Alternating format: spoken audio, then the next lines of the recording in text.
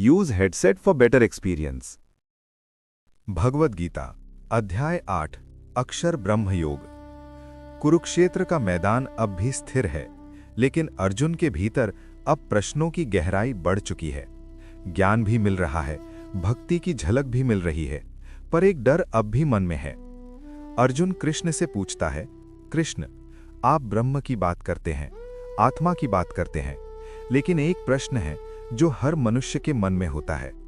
मृत्यु के समय मनुष्य किसे याद करता है और वही उसे कहां ले जाता है? कृष्ण अर्जुन की ओर देखते हैं। अब उनका स्वर और गंभीर है। वे कहते हैं, अर्जुन, जिसका मनुष्य अंत समय में स्मरण करता है, वही अवस्था वह प्राप्त करता है। ये सुनकर अर्जुन चुप हो जाता है। कृष्ण आगे कहते हैं, इसलिए अर्जुन, जीवन भर जिसे तू अभ्यास करता है, अंत समय में वही स्मरण आता है। कृष्ण बताते हैं कि मृत्यु अचानक नहीं आती। मृत्यु उस जीवन का निष्कर्ष होती है जो हम रोज जीते हैं।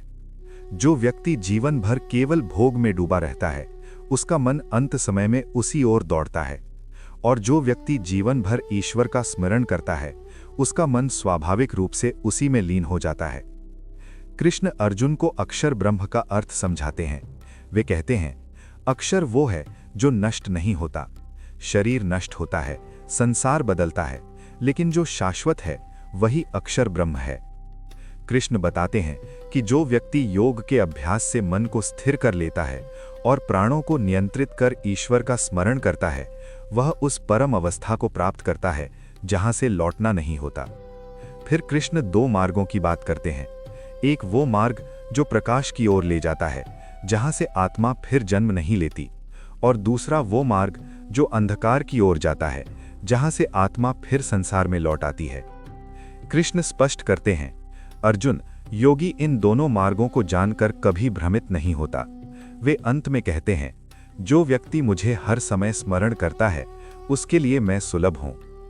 अब अर्जुन समझने लगा है, मृत्यु अंत नहीं है, मृत्यु एक द्वार है, और उस द्वार से कहां पहुंचना है, ये निर्णय हम रोज के जीवन से करते हैं। यहीं समाप्त होता है भगवद गीता का 8वां अध्याय अक्षर ब्रह्म योग। अध्याय 8 हमें ये सिखाता है कि मृत्यु कोई अचानक घटने वाली घटना नहीं है। मृत्यु हमारे पूरे जीवन का प्रतिबिंब होती है। हम रोज जिसे याद करते हैं, जिसके बारे में सोचते हैं, जिसके पीछे भागते हैं, अंत समय में वही हमारे सामने खड़ा होता है। ये अध्याय हमें सिखाता है कि ईश्वर स्मरण केवल अंतिम क्षण के लिए नहीं है, ये रोज के अभ्यास की बात है। जो व्यक्ति जीवन में थोड़ा थोड़ा अपने मन को ऊंचे लक्ष्य की ओर मोड़ता है, वो मृत्यु से डरता नहीं, क्योंकि उसके लिए मृत्यु अंत नहीं, अगला चरण बन जाती है। अक्षर ब्रह्म योग का सबसे बड़ा संदेश यही है, आज जैसा जीवन जियोगे, कल वैसी ही अवस्था पाओगे।